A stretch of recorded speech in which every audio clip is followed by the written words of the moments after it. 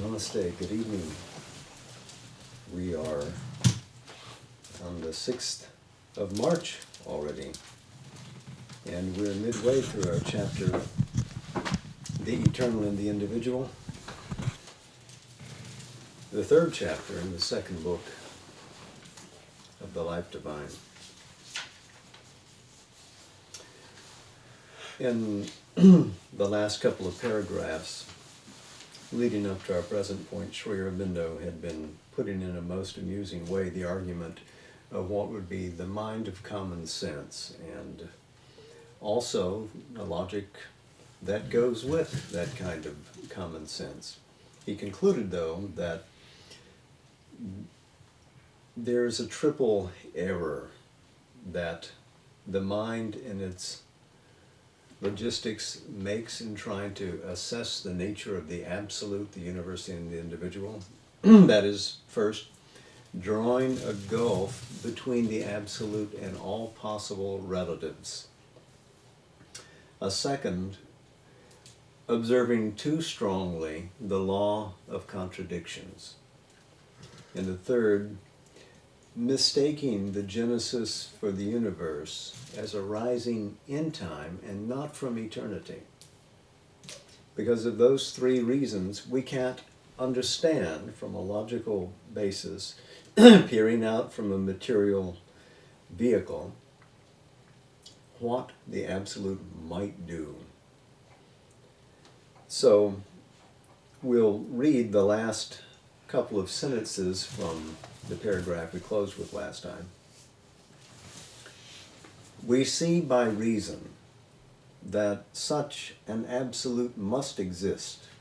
We become, by spiritual experience, aware of its existence. But even when we are most aware of it, we cannot describe it because our language and thought can deal only with the relative. The absolute is for us the ineffable.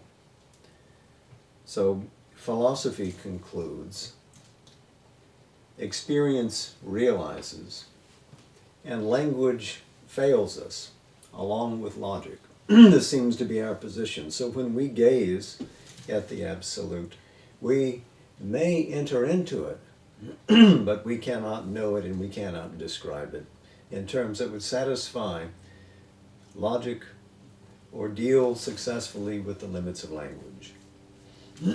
So now, let's proceed with the material. So far, there need be no real difficulty nor confusion. But we readily go on, led by the mind's habit of oppositions, of thinking by distinctions and pairs of contraries, to speak of it as not only not bound by the limitations of the relative, but as if it were bound by its freedom from limitations, inexorably empty of all power for relations, and in its nature incapable of them, something hostile in its whole being to relativity and its eternal contrary. He's speaking here, obviously, about the absolute. Let's follow the logic from the last paragraph to this. He's speaking about the absolute. This, he's dealing with the gulf between the absolute and all possible relativities that may arise from it. So his position is essentially, we intellectually decide what the absolute may and may not be able to do by dint of our precise logic. It may do this, it may not do that. An absolute being cannot move, so must not be instinct with power. If it has power, it cannot use it. It cannot pour its powers into expressive relationship in a cosmos. He continues, by this false step of our logic, we get into an impasse. Our own existence and the existence of the universe become not only a mystery, but logically inconceivable, if we posit an absolute. For we get by that to an absolute which is incapable of relativity and exclusive of all relatives, and yet the cause, or at least the support of relativity, and the container, truth, and substance of all relatives. We have then only one logical, illogical way of escape out of the impasse. We have to suppose the imposition of the world as a self-effective illusion or an unreal temporal reality on the eternity of the formless, relationless absolute. Yes, and if this sounds familiar, this is indeed Shankara's position, Advaita Vedanta's position. Advaita's the non-dualistic philosophy that refuses to admit that the world and the becomings within it could at all have reality. That absolute, that Brahman, is unstained by time and space, and all that we say about it is fictional. This imposition is made by our misleading individual consciousness, which falsely sees Brahman in the figure of the cosmos. Imagine. In other words, the reality of the cosmos comes into being because the individual falsely conceives of it. That itself is an impossibility. To continue, as a man mistakes a rope for a serpent, the famous image. But since either our individual consciousness is itself a relative supported by the Brahman and only existent by it, not a real reality, or since in its reality it is itself the Brahman, it is the Brahman, after all, which imposes on itself in us this delusion, and mistakes in some figure of its own consciousness an existent rope for a non-existent snake, imposes on its own indeterminable pure reality the semblance of a universe, or if it does not impose it on its own consciousness, it is on a consciousness derived from it and dependent on it, a projection of itself into Maya. So the cause of illusion is still owned by Brahman. However far you push it away from that unimpeachable reality, that there could be some mirage of a universe at all must be contingent on Brahman's being, because only Brahman exists. Sri Aurobindo continues, by this explanation, nothing is explained. The original contradiction stands where it was, unreconciled, and we have only stated it over again in other terms. It looks as if, by attempting to arrive at an explanation by means of intellectual reasoning, we have only befogged ourselves by the delusion of our own uncompromising logic. We have imposed on the Absolute the imposition which our too presumptuous reasoning has practiced on our own intelligence. We have transformed our mental difficulty in understanding the world manifestation into an original impossibility for the Absolute to manifest itself in world at all. But the Absolute obviously finds no difficulty in world manifestation, and no difficulty either in a simultaneous transcendence of world manifestation. The difficulty exists only for our mental limitations, which prevent us from grasping the supra-rational rationality of the coexistence of the infinite and the finite, or seizing the notice of the unconditioned with the conditioned. So he suggests thereby that the supramental consciousness is that within the Supreme Being which expresses the infinite in finite forms. You recognize in this that the Absolute, at once a transcendent, yet manifesting a world within itself, and let's not get too stuck on the spatiality of that idea, but it must occur within its own being, returns us to the Bhagavad Gita and the citations that we've touched upon in recent conversations and readings. So he's well grounded in finding a firm basis in Vedanta which pre-exists by at least 1,000 years the position that Shankara offers. And it is a fuller and more embracing philosophy that the Bhagavad Gita espouses. To continue with Sri Aurobindo here, for our intellectual rationality, these are opposites. For the absolute reason, they are interrelated and not essentially conflicting expressions of one and the same reality.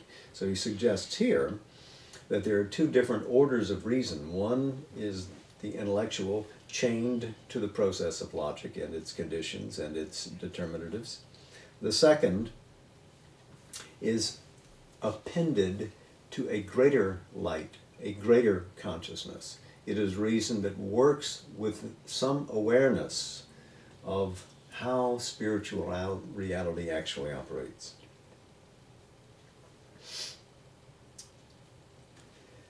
He continues, the consciousness of infinite existence is other than our mind consciousness and sense consciousness, greater and more capacious, for it includes them as minor terms of its workings, and the logic of infinite existence is other than our intellectual logic.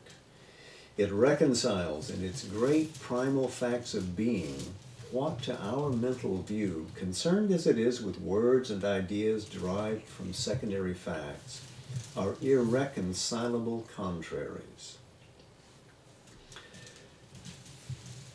So again, the consciousness of infinite existence, Sat Chit Ananda. Sat is that infinite existence. Its consciousness is Chit, which is always one with and not other than being, not a functioning, a mere function of being, identical with being. Being is consciousness. And yet mind and sense consciousness, with which we deal and which conveys its view of the world best through the exercise of logic, is a minor chord of a greater symphony that this Sat Chit Ananda is conducting. The logic of the infinite. Here he says the logic of infinite existence. Remember, the logic of the infinite conveys to us the incapacity of the mind to picture what that is. We've seen that in respect to logic, it has its constrictions. In respect to the inaptitude of language to give a full picture, to paint an accurate description, because it deals with finites, and especially because it is drawn from our material experience, it is incapable of suggesting what our supreme experience is, where the laws of logic are contradicted. This logic of the infinite, then, would be a greater logic, a logic with a capital L, wherein an idea is not a vacant concept, but is a power of reality. It reconciles, again, in its great primal facts of being, what to our mental view, concerned as it is with words and ideas derived from secondary facts, are irreconcilable opposites.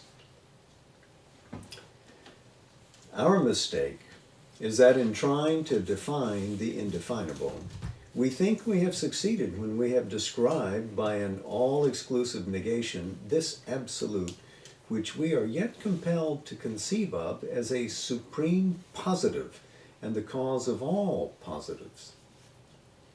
It is not surprising that so many acute thinkers, with their eye on the facts of being and not on verbal distinctions, should be driven to infer that the absolute is a fiction of the intelligence, an idea born of words and verbal dialectics, a zero, non-existent, and to conclude that an eternal becoming is the only truth of our existence.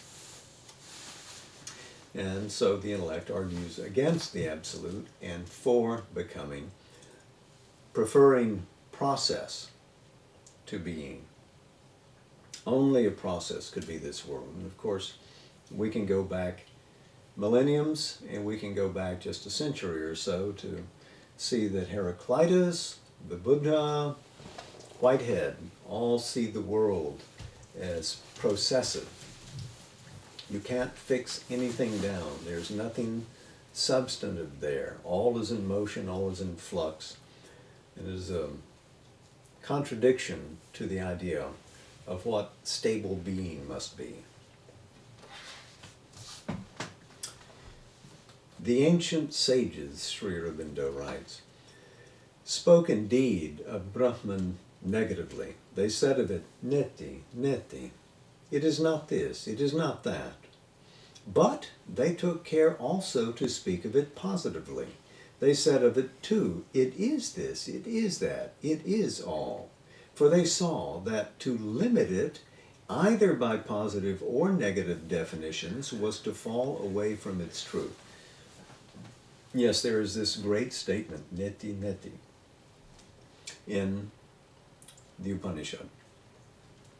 But there are many more instances within that very Upanishad where Brahman is said to be this, to be that, etc., described positively.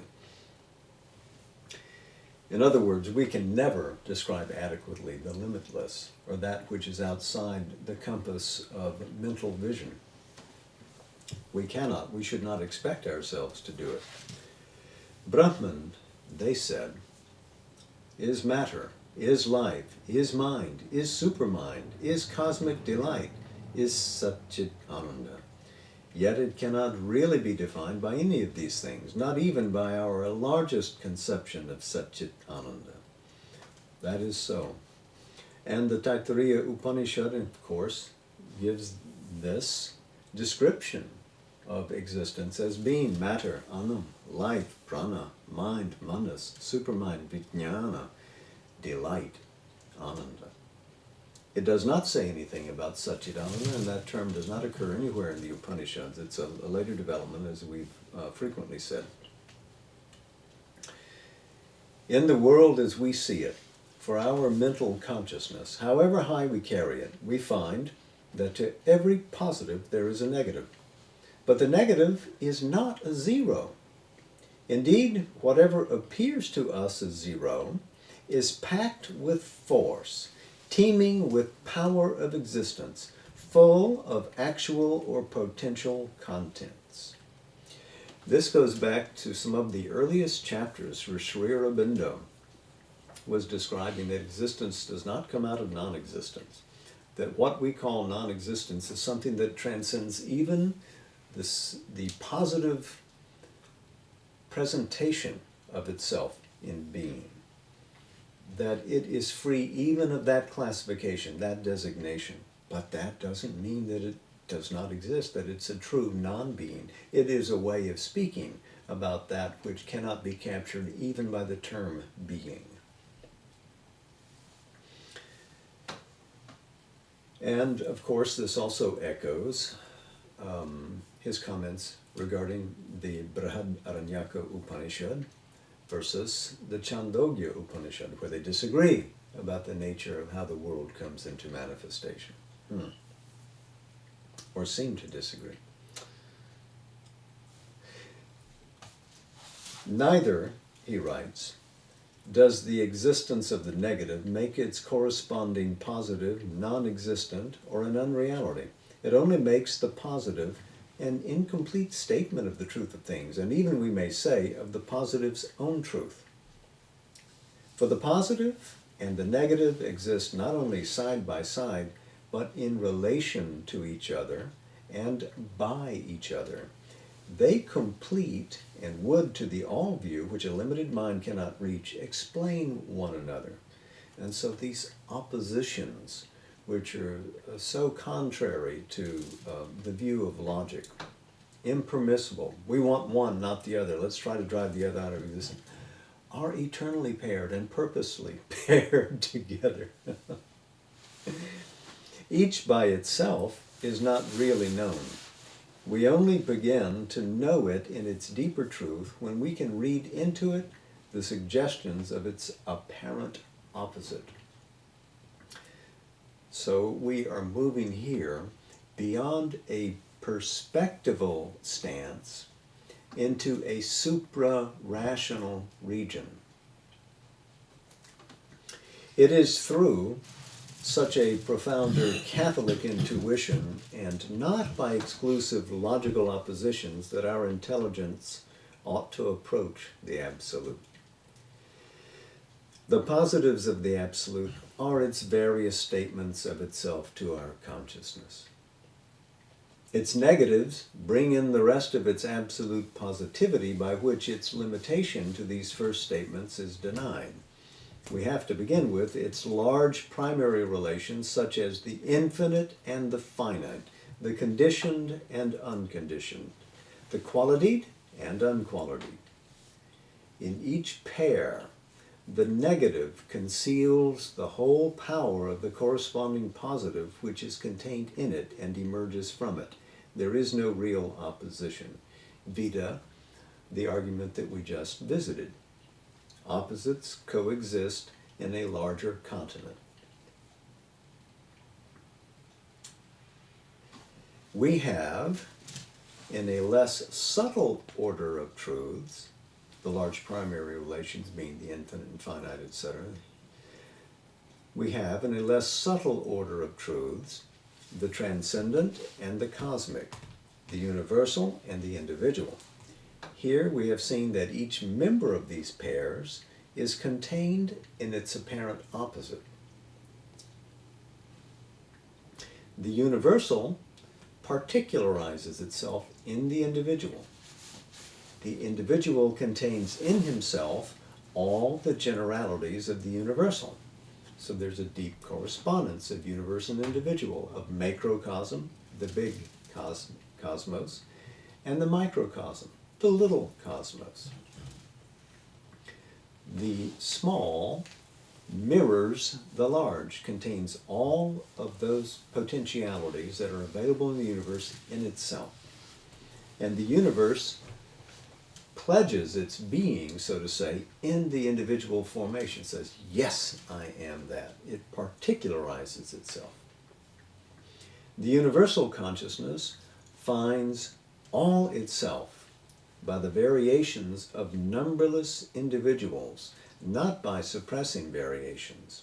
In other words, it's in the manifestation of the many that the universal finds itself. Not just in being big, but being all of these.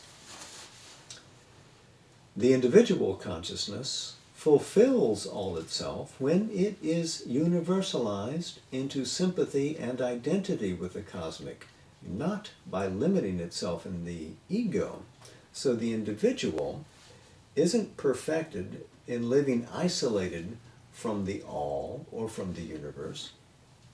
It is when it becomes one in feeling and sympathy and identity with the all about and with the great universal construction that it fulfills itself.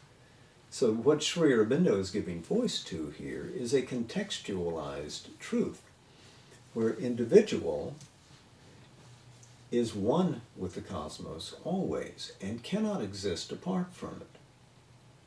So always we live within the large, within the many. So too, he writes, the cosmic contains in all itself and in each thing in it the complete immanence of the transcendent. It maintains itself as the world being by the consciousness of its own transcendent reality. It finds itself in each individual being by the realization of the divine and transcendent in that being and in all existences. So, it is wide, it is broad, but the transcendent is also immanent within the universe. Immanent, which means it's, in a sense, homogenized. It's everywhere that you put your step, you place your finger, you cast your vision. The divine is there as an indwelling presence. It cannot be elsewhere. This universe cannot be elsewhere than in the transcendence, I should say. The transcendent contains, manifests, constitutes the cosmos, and by manifesting, it manifests or discovers, as we may say in the old poetic sense of that word, its own infinite harmonic varieties. But even in the lower orders of the relative, we find this play of negative and positive, and through the divine reconciliation of its terms, not by excising them or carrying their opposition to the bitter end, we have to arrive at the absolute. For there, in the absolute, all this relativity, all this varying rhythmic self-statement of the absolute finds not its complete denial, but its reason for existence and its justification, not its conviction as a lie, but the source and principle of its truth. The absolute as affirmation and source of all and each. Cosmos and individual go back to something in the absolute, which is the true truth of individuality, the true truth of cosmic being, and not their denial and conviction of their falsity.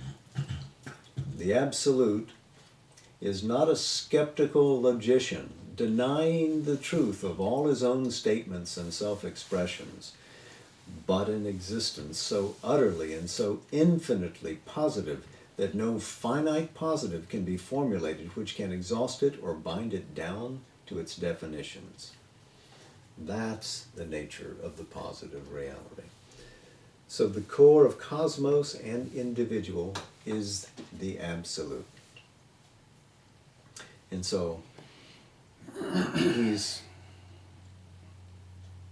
finished dealing with this gulf between the absolute and the relativities, and now he'll turn to contradictions. It is evident that if such is the truth of the absolute, we cannot bind it either by our law of contradictions. That law is necessary to us in order that we may posit partial and practical truths. Think out things clearly, decisively, and usefully.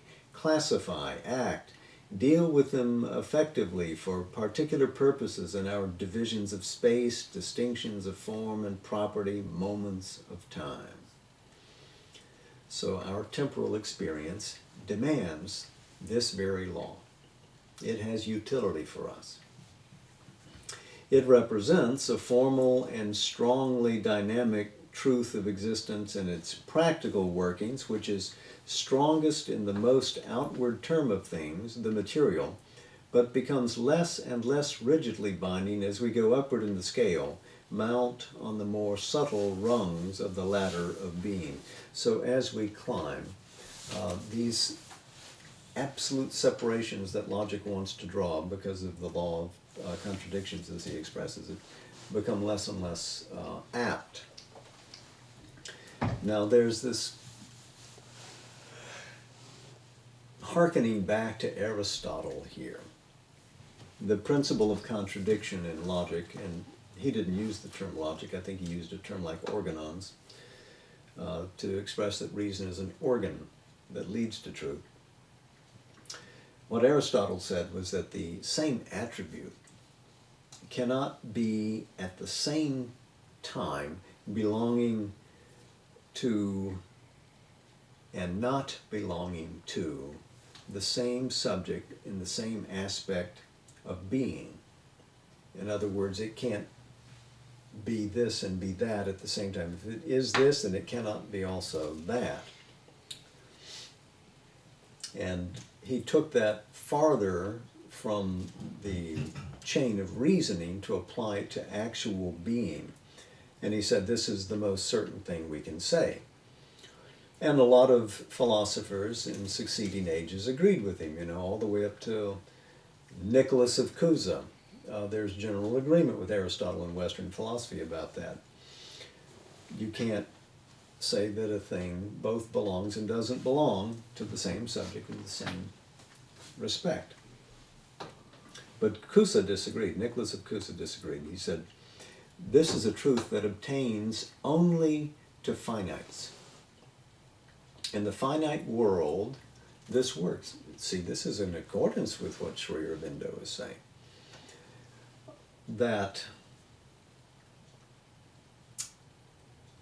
this cannot apply to infinities, was Nicholas of Cusa's position, where opposites apply simultaneously. In an infinite, opposites converge, are one and the same thing, are by nature irrational, that they don't belong to the mind's province and the mind's limited logic can't describe it.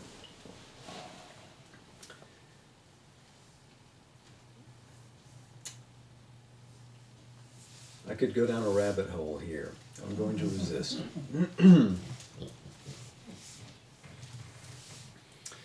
Back to the subtle rungs of the ladder of being above.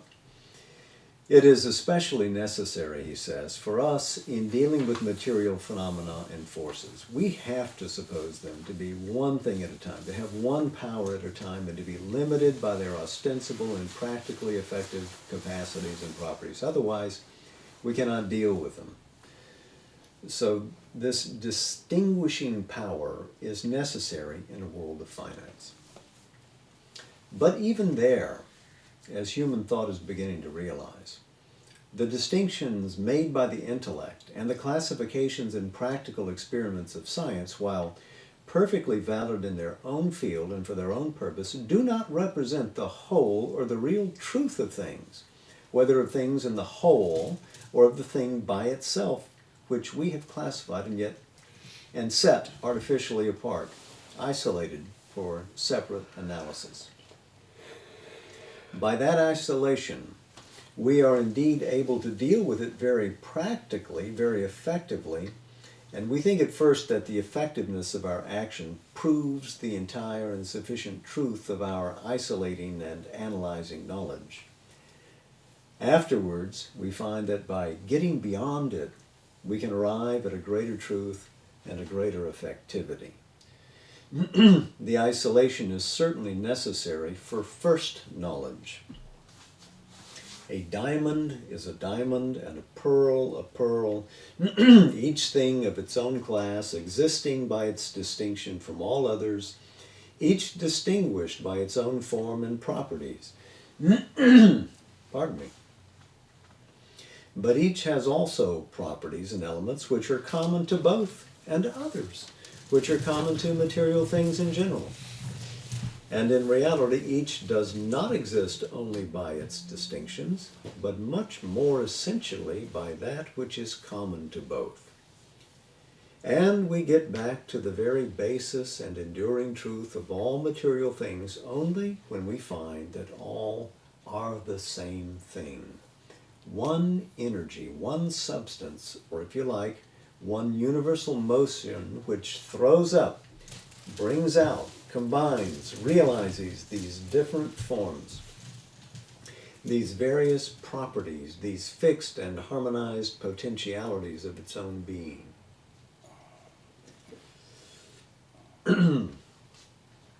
If we stop short at the knowledge of distinctions, we can deal only with diamond and pearl as they are, fix their values, uses, varieties, make the best ordinary use and profit of them. But if we can get to the knowledge and control of their elements and the common properties of the class to which they belong, we may arrive at the power of making either a diamond or pearl at our pleasure. Go farther still and master that which all material things are in their essence, and we may arrive even at the power of transmutation, which would give us the greatest possible control of material nature. So, a shared source, so, a common world. And if we stay on the surface, we can utilize the things that we touch and discover at the level that we know them. But if we probe deeper, even into the physical alchemy, which is made possible by science, we can do more with them. If we find a greater alchemy, a spiritual alchemy, then we might, by dint of reaching the source of power behind nature, that Chit Shakti, be able to transform nature into terms and in ways unimaginable to the mind. Thus, the knowledge of distinctions, he says, arrives at its greatest truth and effective use when we arrive at the deeper knowledge of that which reconciles distinctions in the unity behind all variations. That deeper knowledge does not deprive the other and more superficial of effectivity, nor convict it of vanity. It continues to be valid at its own level, in its own way. We are not trying to strike it from being.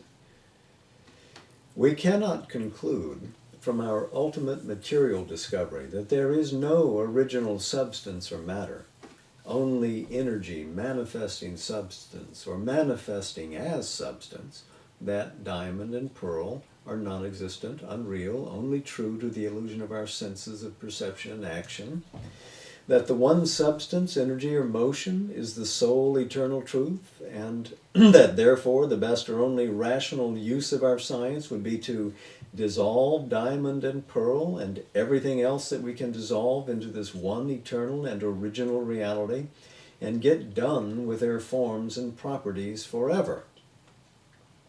There is an essentiality of things, a commonality of things, an individuality of things. The commonality and individuality are true and eternal powers of the essentiality. That transcends them both, but the three together, and not one by itself, are the eternal terms of existence. And he's back again to affirming that the way that this great unknowable expresses itself is as a transcendence, a universality, and in terms of individuality. This truth, which we can see, though with difficulty and under considerable restrictions, even in the material world, where the subtler and higher powers of being have to be excluded from our intellectual operations, becomes clearer and more powerful when we ascend in the scale. We see the truth of our classifications and distinctions, but also their limits. All things, even while different, are yet one. The less gross becomes more fluid as we rise in the scale of being, mutually transactive, interpenetrating, something unimaginable to the physical consciousness. For practical purposes, plant, animal, man are different existences. Yet when we look deeper, we see that the plant is only an animal with an insufficient evolution of self-consciousness and dynamic force. The animal is man in the making. Man himself is that animal, and yet the something more of self-consciousness and dynamic power of consciousness that make him man. And yet again, he is something more which is contained and repressed in his being as the potentiality of the divine. He is a God in the making. In each of these, plant, animal, man, God, the eternal is there, containing and repressing himself, as it were, in order to make a certain statement of his being. Each is the whole eternal concealed. This banishes arrogance. Man himself, who takes up all that went before him and transmutes it into the term of manhood, is the individual human being, and yet he is all mankind. The universal man acting in the individual as a human personality. He is all, and yet he is himself and unique. He is what he is, but he is also the past of all that he was, and the potentiality of all that he is not. We cannot understand him if we look only at his present individuality, but we cannot understand him either if we look only at his commonality, his general term of manhood, or go back by exclusion from both to an essentiality of his being in which his distinguishing manhood and his particularizing individuality seem to disappear. Each thing is the absolute. All are that one.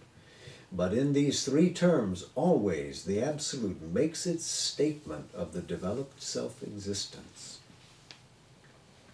We are not, because of the essential unity, compelled to say that all God's various action and workings are vain, worthless, unreal, phenomenal, illusory, and that the best and only rational or super-rational use we can make of our knowledge is to get away from them, dissolve our cosmic and individual existence into the essential being, and get rid of all becoming as a futility forever. So he reinforces and repeats his argument from above. This absolute is a transcendence, has stationed itself in the universal, coexistent in the individual, and we cannot look at anything in its particularity and fail, if we wish to be spiritually wise, to see all that is contained therein. Its unity with the all means that all things are possible within it. Its expression is not limited to this moment in time, but unrolls itself through the power nascent within it, through all the epochs of existence and all the stadia of existence. I think this is a good place to put our bookmark, and we'll, I think, finish the chapter the next time that we meet. Now, I'm going to ask for your indulgence because there was a section from Savitri that we had started reading on the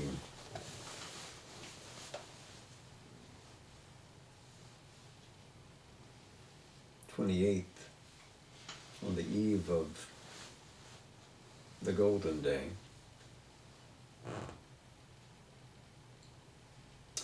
And I'd like to carry it forward. We'll presume that the afterglow of that supramental manifestation is permanent, and it's not incorrect to do this.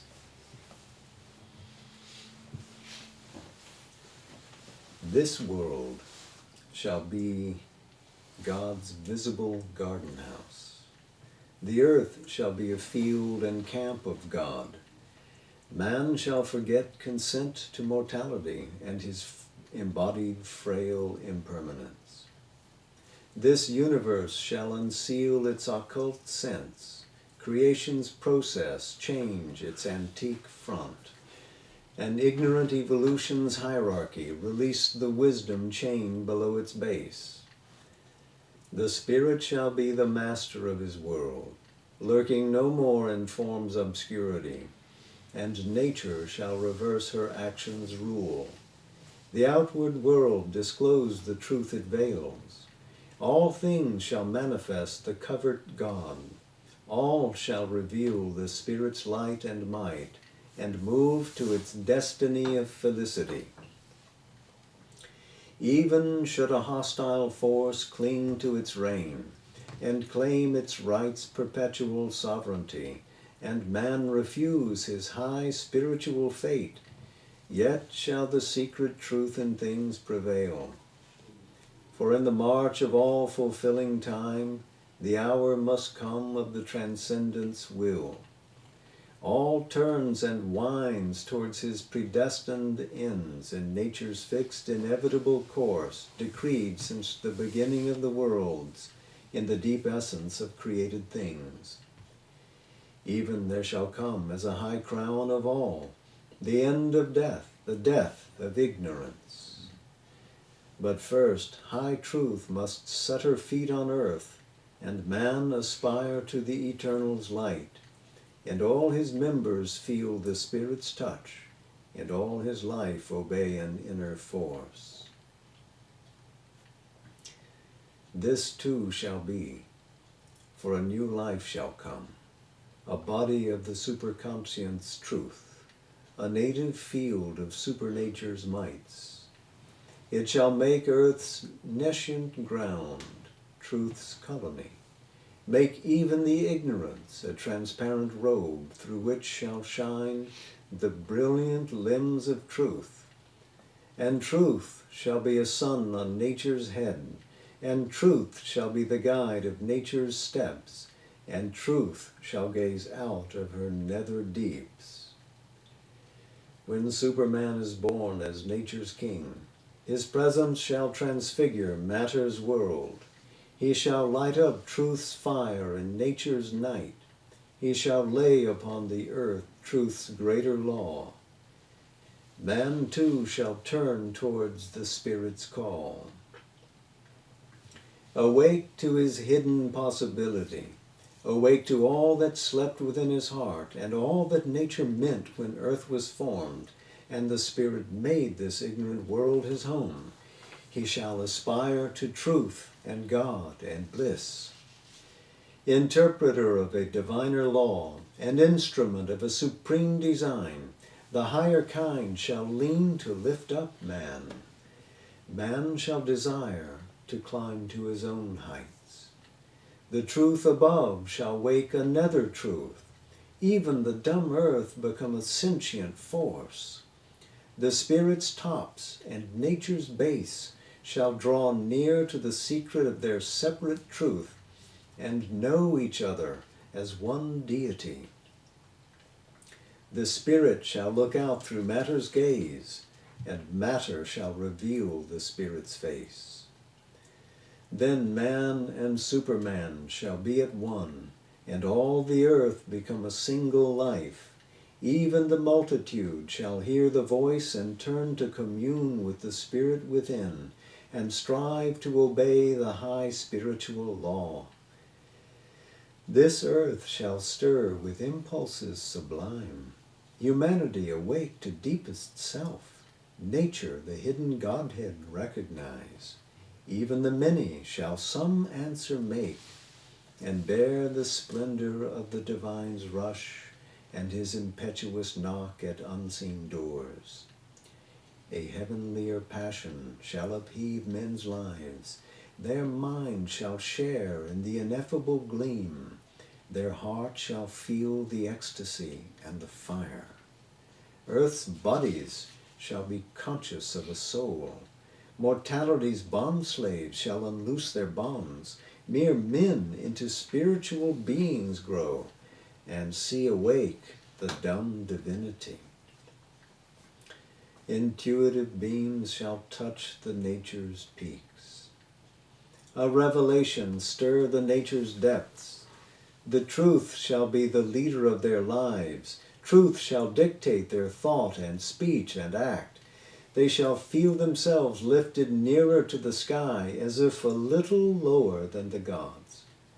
For knowledge shall pour down in radiant streams, and even darkened mind quiver with new life, and kindle and burn with the ideal's fire, and turn to escape from mortal ignorance. The frontiers of the ignorance shall recede. More and more souls shall enter into light, minds lit, inspired, the occult summoner hear, and lives blaze with a sudden inner flame, and hearts grow enamored of divine delight, and human wills tune to the divine will. These separate selves the Spirit's oneness feel. These senses of heavenly sense grow capable, the flesh and nerves of a strange ethereal joy, and mortal bodies of immortality. A divine force shall flow through tissue and cell, and take the charge of breath and speech and act, and all the thoughts shall be a glow of suns, and every feeling a celestial thrill. Often a lustrous inner dawn shall come, lighting the chambers of the slumbering mind. A sudden bliss shall run through every limb, and nature with a mightier presence fill. Thus shall the earth open to divinity, and common natures feel the wide uplift, illumine common acts with the Spirit's ray, and meet the deity in common things. Nature shall live to manifest secret God. The Spirit shall take up the human play. This earthly life become the life divine.